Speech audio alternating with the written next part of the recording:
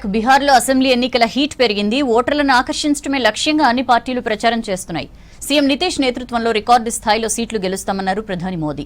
బీహార్లో శాంతి భద్రతలు ఎంతో మెరుగయ్యాయని చెప్పారు. గుజరాత్లో ఫ్యాక్టరీలు ఏర్పాటు చేసే మోదీకి బీహార్ ప్రజల్ని ఓట్లు అడిగే అర్హత లేదన్నారు ఆర్జేడీ నేత తేజస్వి యాదవ్.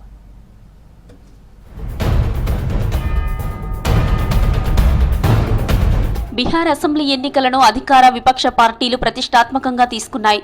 మెజారిటీ సీట్లు సాధించడమే లక్ష్యంగా ప్రచారం చేస్తున్నాయి పార్టీలు. బీహార్లోని సమస్తీపూర్ నుంచి ఎన్నికల ప్రచారం ప్రారంభించారు ప్రధాని నరేంద్ర మోదీ. మరోసారి ఎన్డీఏ సర్కారు ఏర్పడుతుందని ధీమా వ్యక్తం చేశారు. సీఎం నితీష్ కుమార్ నాయకత్వంలో గత రికార్డులన్నీ తిరగరాస్తామని చెప్పారు మోదీ.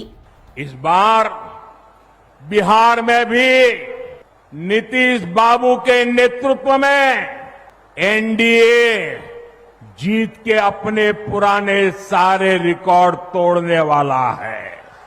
इन चुनावों में बिहार एनडीए को अब तक का सबसे बड़ा जनादेश देगा.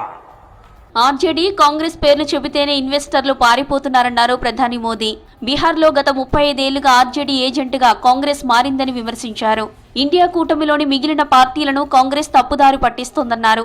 ఎన్డీఏ పాలనలో బీహార్లో నక్సలిజం అంతం చేశామని చెప్పారు. త్వరలోనే దేశమంతా మావోయిస్టుల నుంచి విముక్తి పొందుతుందన్నారు మోదీ.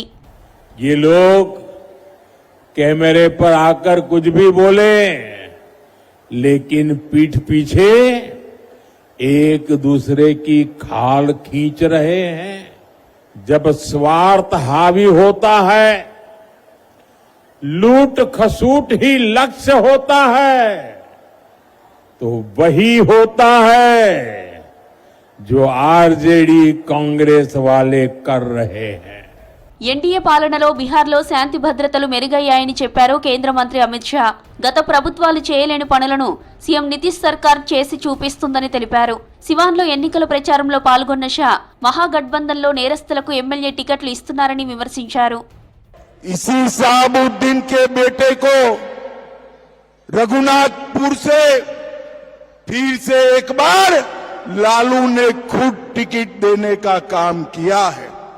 मगर मैं सिवान वालों को कहने आया हूं, अब नरेंद्र मोदी और नीतीश कुमार का राज है.